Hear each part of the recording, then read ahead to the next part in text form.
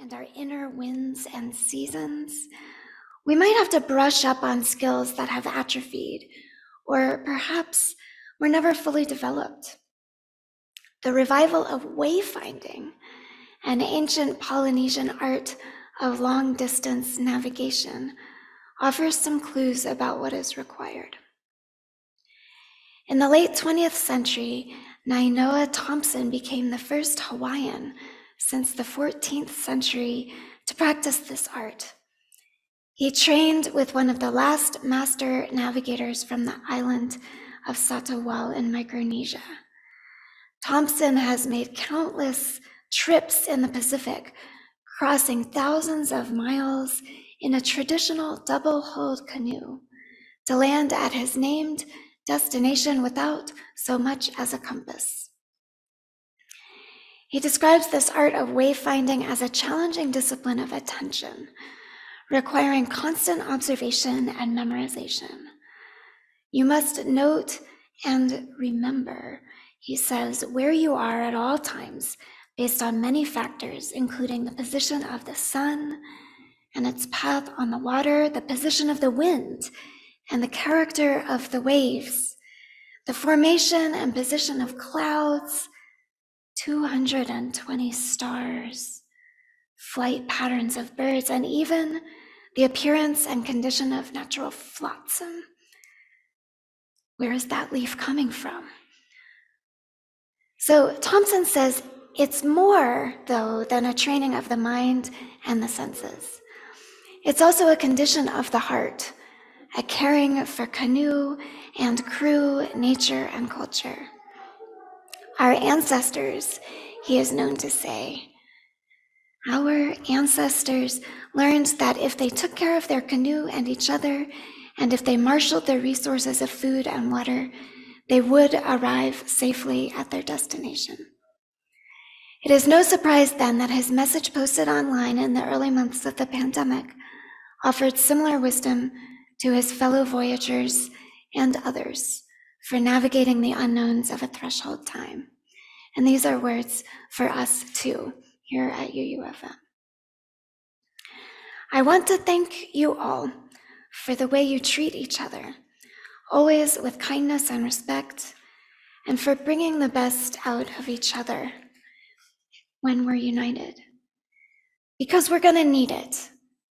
In the upcoming months and years, we're gonna need that unity as a message and a symbol of what powerful good can come out of communities when they're unified around the right sail plan. So I invite Jake forward for the chalice lighting.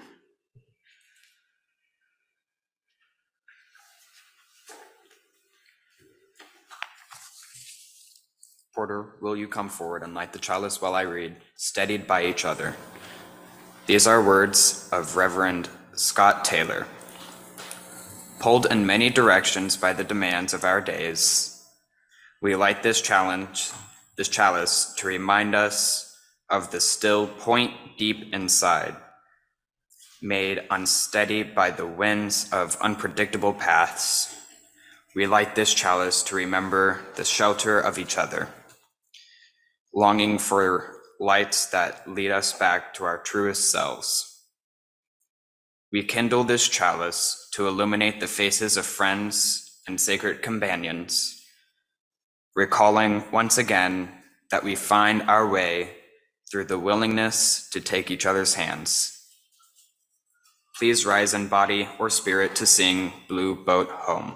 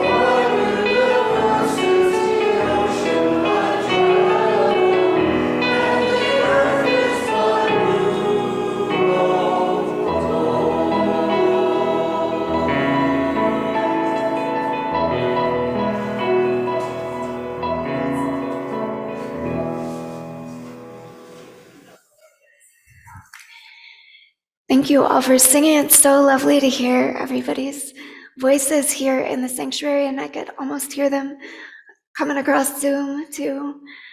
So now we will have our time for all ages, and it is a story read by our very own Sylvia Beeman, who's sitting right here, but she'll also be up on the big screen. So you're welcome to stay where you are and enjoy the story from where you're sitting right now.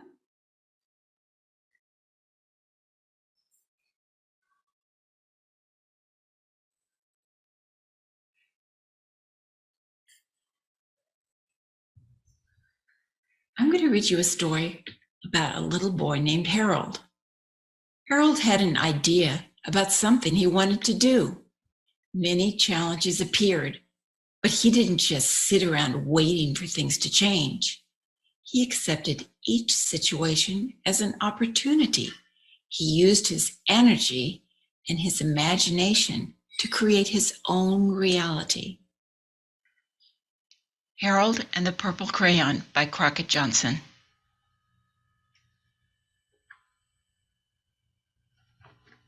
One evening, after thinking it over for some time, Harold decided to go for a walk in the moonlight. There wasn't any moon, and Harold needed a moon for a walk in the moonlight. And he needed something to walk on. He made a long, straight path so he wouldn't get lost. And he set off on his walk, taking his big purple crayon with him. But he didn't seem to be getting anywhere on the long, straight path. So he left the path for a short cut across a field, and the moon went with him. The shortcut led right to where Harold thought a forest ought to be. He didn't want to get lost in the woods, so he made a very small forest with just one tree in it. It turned out to be an apple tree. The apples would be very tasty, Harold thought, when they got red. So he put a frightening dragon under the tree to guard the apples. It was a terribly frightening dragon. It even frightened Harold. He backed away. His hand holding the purple crayon shook. Suddenly he realized what was happening. By then, Harold was over his head in an ocean. He came up thinking fast, and in no time he was climbing aboard a trim little boat. He quickly set sail, and the moon sailed along with him. After he had sailed long enough, Harold made land without much trouble. He stepped ashore on the beach, wondering where he was. The sandy beach reminded Harold of picnics, and the thought of picnics made him hungry. So he laid out a nice, simple picnic lunch. There was nothing but pie. But there were all 9 kinds of pie that Harold liked best. When Harold finished his picnic, there was quite a lot left. He hated to see so much delicious pie go to waste. So Harold left a very hungry moose and a deserving porcupine to finish it up. And off he went, looking for a hill to climb to see where he was. Harold knew that the higher up he went, the farther he could see, so he decided to make the hill into a mountain.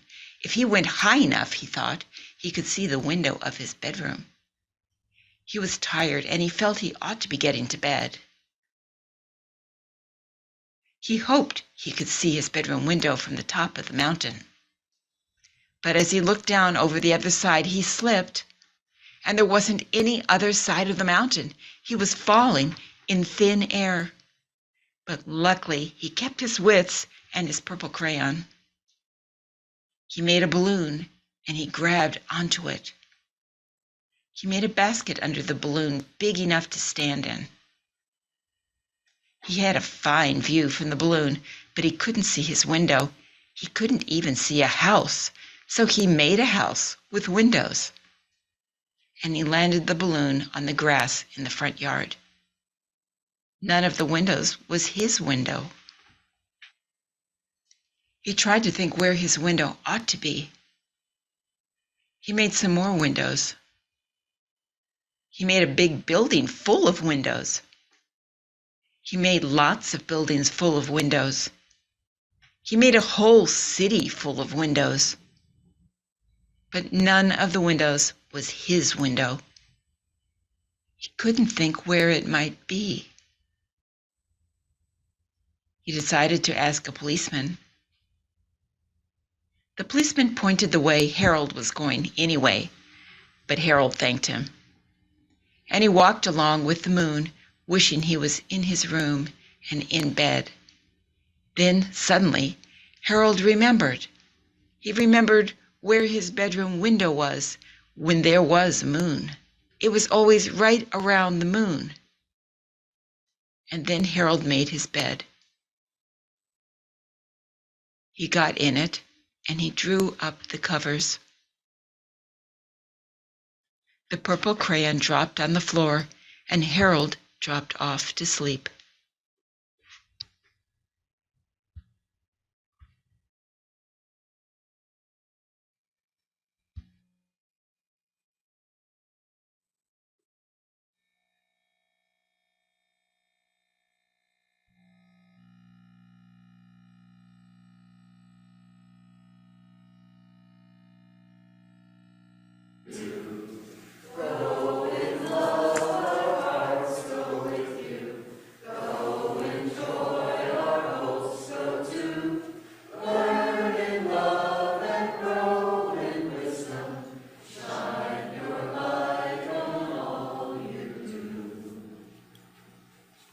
Here at UUFM, the offering we receive on Sunday morning goes to a special organization each month. This month, our Helping Hands recipient is Project Excel. Project Excel provides a college-like experience to adults 18 years and older with developmental disabilities. You can donate online by going to uufm.net, then clicking the donate link and choosing the particular fund to which you want to contribute. If you're here in person, you can put your offering in the basket at the back. Please consider staying after the service for our Helping Hands meeting, led by Kathy Swenson, to decide how we will share our offerings in the coming year.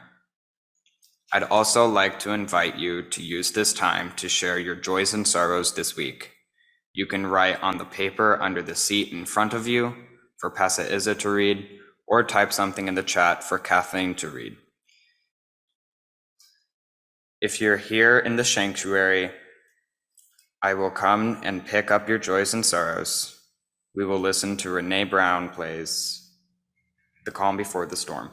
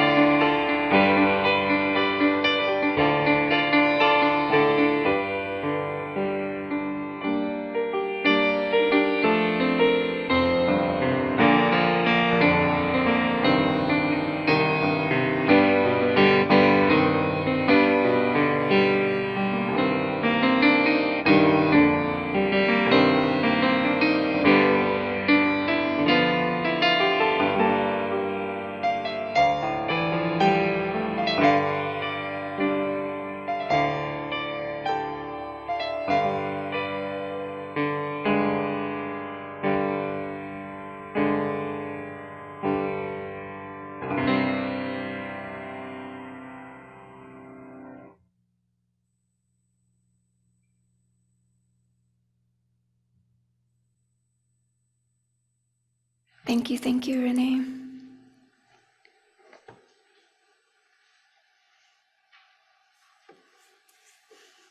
Thank you.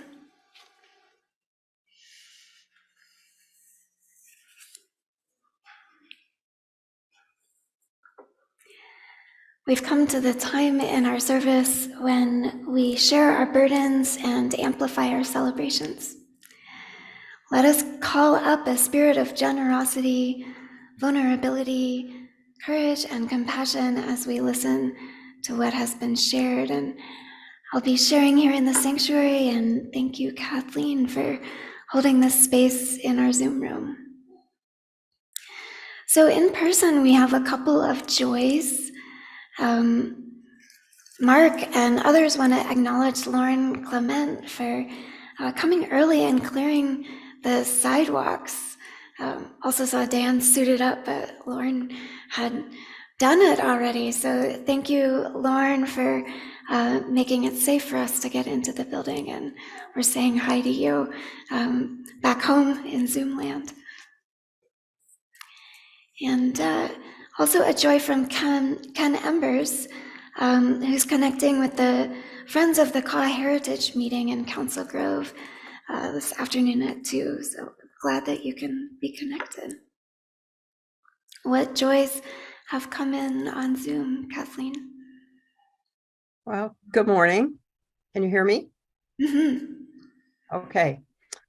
We have a joy from Emily Frazier and Rob Morrison, and they're saying that we are coming on 2 weeks of recovery from back surgery, and it seems to be going well so far. Emily has her first post-op appointment on Tuesday. We cannot thank our UUFM community enough for your support during this time, most notably on the meal train front. UUFM folks have stepped up in such a big way to make sure we are well fed. And I know some other things were given in besides food. Special thanks to Rudy Benavides, Amy Betts, Elka Lorenz, Karen Hummel, Kathy Swenson, Sylvia Beeman, and the Old Fathers for cooking up homemade meals for us over the past couple of weeks. Your generosity has provided us with enough bonus meals to get us through the upcoming week, with a couple of food delivery gift cards to boot. We'll keep you posted on how Emily's post-op appointment goes and what our continued support needs look like moving forward.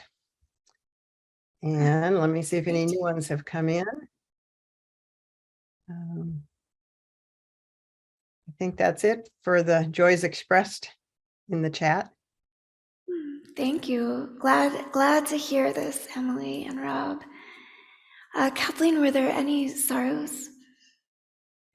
There weren't any sorrows written in the chat, but I might express one of my own, and that's that I heard that my younger brother has taken a turn for the worse. He has severe Alzheimer's disease, and so they are giving him now, several weeks, maybe a month to live. So Holding that with you, Kathleen. that's all we had. Thank you. Thank you. We didn't have any other sorrows shared here in the room, but I do want to lift up my sorrow, and I know I speak for everyone here, sorrow with the residents of Monterey Park in Los Angeles County in California. There was a shooting last night at a ballroom dance studio. So we're hearing now that 10 people were killed and 10 were injured. California. So this is, we're holding them in my hearts. It's a primarily Asian American community in the midst of Lunar New Year celebrations, which have been canceled. So to hold that, the words of Jennifer Grayson. Spirit of life and love, shaken by sorrow, we wonder why, we wonder how humans can find it within themselves to destroy life that also exists within them. Together, we grieve the injustice of lives cut short by hate, of survivors touched by terror. And we stand firm in life, knowing that only love can ease our grief, even as it is our love of one another that causes us to grieve loss. May we mourn as a community that loves life, for we know that life and love must continue. May it be so. So please join me in a moment of silence as we honor the sorrows and the joys that are held in love in this community.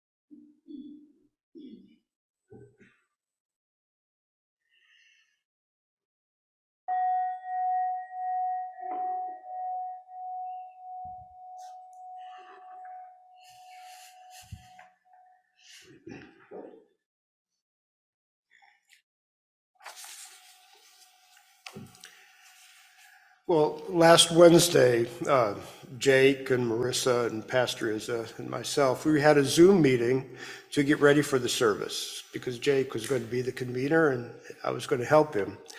And Pastor Isa did mention that her meditation was going to be on living with uncertainty. And she mentioned the analogy of sailing a boat, when you're out in the waters and you have to navigate through uncertain times. So, show off that I am, I went immediately and got part of my collection of my sailing books that I have and started to hold them up, in the Zoom meeting. And some of those books are given me by Sam Lacey, so some of you remember him. I am not really a sailor myself. I have a little dinghy that I sail, but I'm not a big adventure sailor. But I love the adventure of being on an ocean and being in a ship that has a destination to which it's going. So I thought I'd share a couple pictures out of one of my books. This is an introductory book to sailing. It's by Jan Adkins, and it just describes everything about getting started. It's a sailing manual, and it's really a love poem to sailing. He calls it a truthful book. So it talks about all the basics of sailing, if we can have the second picture here, sails and rigging and tacking and jibing. So this is jibing when you're going downwind and you have to switch your sail to the other side. And there's also a short description of navigation. So example of the navigation, he shows this map.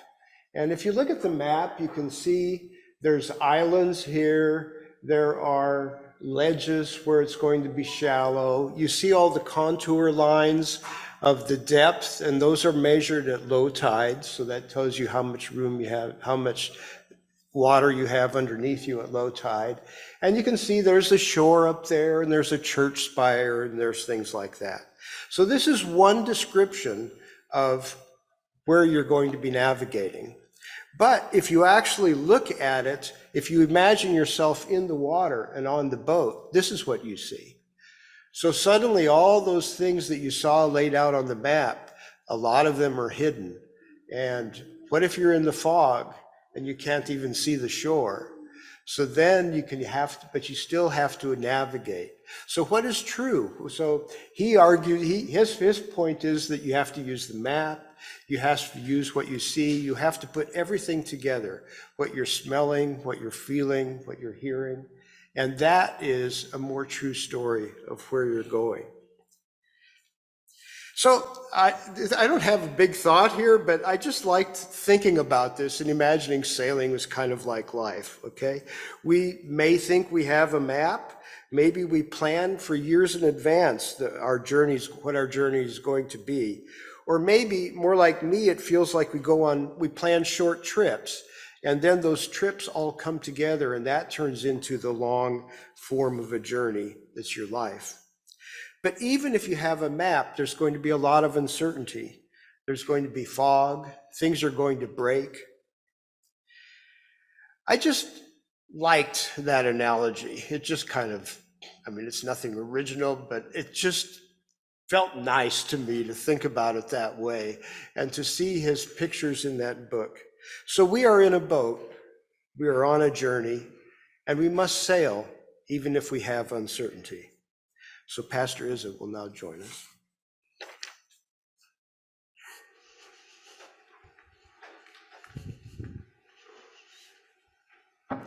Thank you so much, Dan.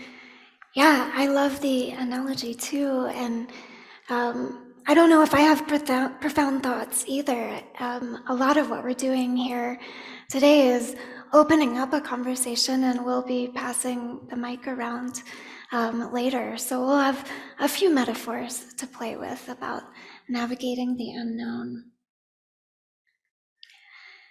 So here on the threshold, well, we are always on a threshold, but this one in particular, the threshold between what was and what will become in the life of our country and the wider community, as well as in the life of this congregation.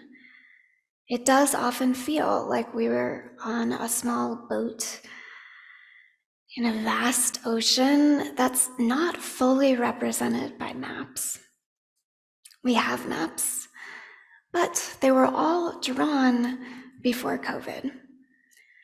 We are currently sailing through the ocean area depicted by cartographers of earlier eras with a detailed drawing of vicious sea monsters and the words, "Here be dragons."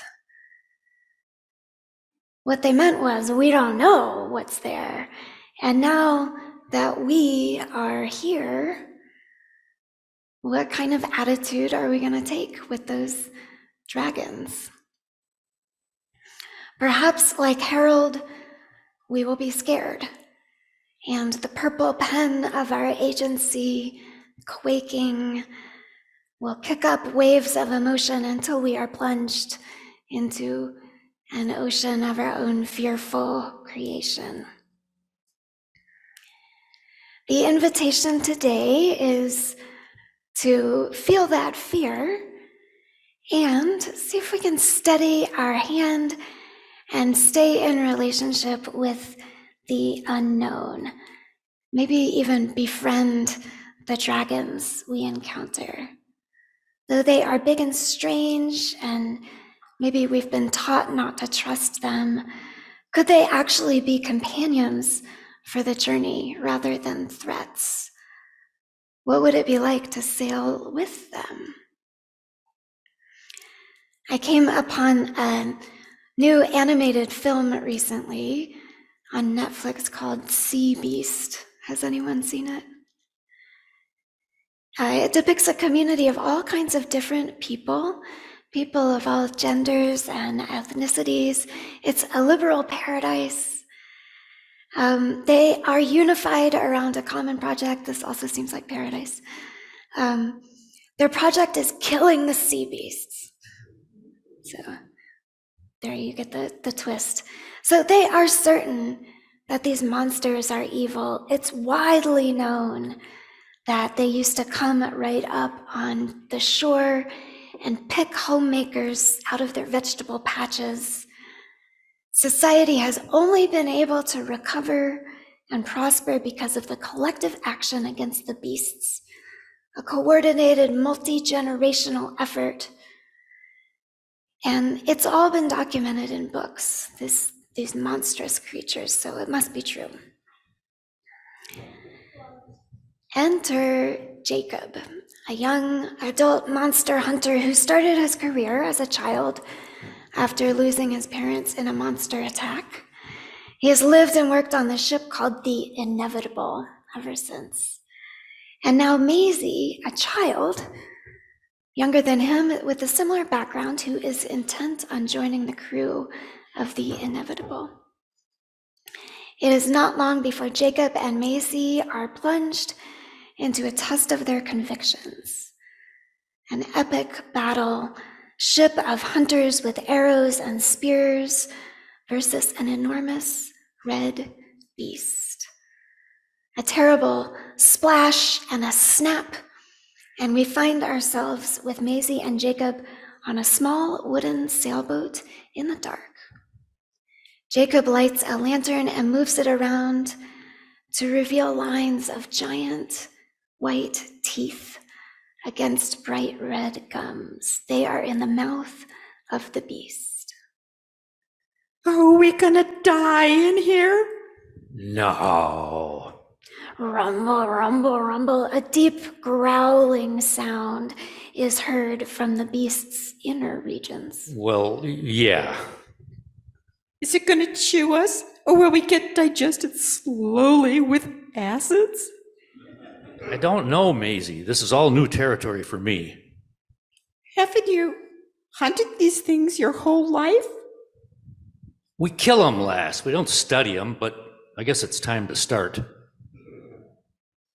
Jacob is confident. We're not gonna die in here, he says initially.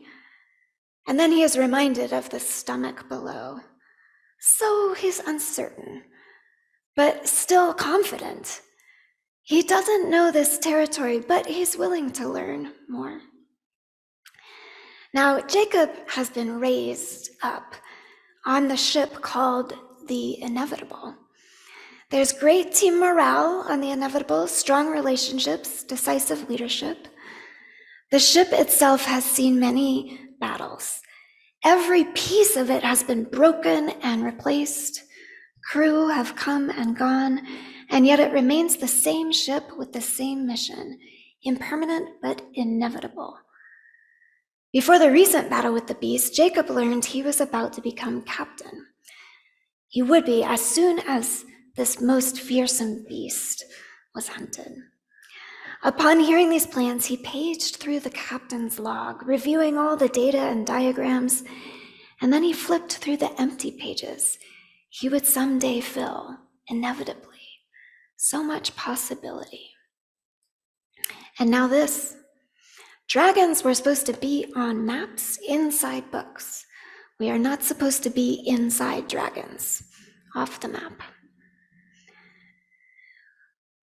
So I'll pause here and ask you all, when has life grabbed you and made it impossible to stick with your uncertainties? I'll give you a moment just to think for yourself. When have you found yourself off the map, in the mouth of a monster? And what decisions did you make? And how did you come to those decisions?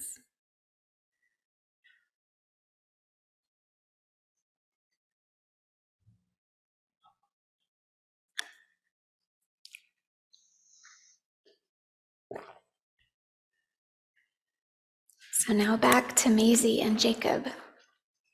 Connected by a long rope, the two ends tied around their waists, they have explored the nasal cavities of the beast and found their way up into its left nostril. We watch the scenery with them, underwater schools of fish, and then coming up, lapping waves of water, the sight of land growing closer, land being drawn closer and closer to them. Jacob seems to have a plan. What are you going to do? I'm going to kill it. Kill it? How? Well, I don't know. I just get pumped up and kind of wing it. I don't want to overthink this, okay? I'm just going to kill it. I don't know about this. I'm Jacob Holland, remember? Who killed 5 of them beasts in the span of 2 days. This is just another beast. There has to be another way. Afraid not, lass. He scratches the inside of the beast's nose with his spear, only to get sneezed out onto a tree on the shore. Maisie, still in the nostril, still attached to him by the rope, sees him planning his next move. While he was exploring the inside of the beast, she'd been noticing the beast. To her, it wasn't just another beast, it was a potential friend. Through elaborate aerial choreography and luck only possible in an animated film, she manages to disrupt Jacob's scheme, only to find herself swinging back on a rope toward the monster's large teeth. Impact is inevitable. The monster catches Maisie rather delicately by the foot between her teeth. And Maisie hangs there looking at the monster. And the monster looks at Maisie. She looks at the monster, and the monster looks at her. A moment of stillness together. The words of Reverend Karen Herring from Trusting Change. The inclination to attack the unknown is a human trait. In the human psyche, Carl Jung called this our shadow, those unwanted aspects of ourselves that we deny or repel at great cost to our wholeness and relationship with others. Writ large, it is the tendency that is tragically played out with systemic racism and the plight of refugees around the world turned away at borders in the name of national defense. Fearful instincts often cause a pulling back, withdrawing from relationships with others and repelling the unknown itself. We seek to conquer and control, to limit our exposure to what we name as foreign, to tame or kill the unknown itself. And we develop a mastery so intent on control, it often pinches off the greatest promise waiting on the threshold. So the thresholding skill we can find here, Reverend Herring says, is the skill of remaining in relationship with the unknown, greeting it, letting it change us, instead of trying to change it.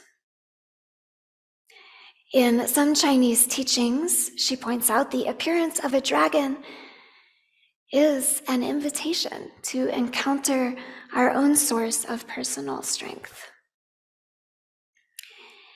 In many ways, this is our wheelhouse as religious liberals. To be liberal and to be religious, this is how I define being a liberal religious person, is to rely on science and other modern sources of knowledge, along with personal experience, to search for truth and meaning in community with others. Does that sound like what we're doing here? So you can hang with me as I call us religious liberals. Yeah. So the theologian Paul Razor, he wrote the book Faith Without Certainty, which is what inspired my title for today, Confidence Without Uncertainty. So he offers an overview of liberal theology in the 21st century. He writes, our liberal mindset is always testing and second-guessing itself, end quote. So that means we don't settle for easy explanations. This helps us question the traditional idea, say that monsters are bad and we should kill them. But it doesn't necessarily give us much for the moment of truth when we actually come face to face with a monster.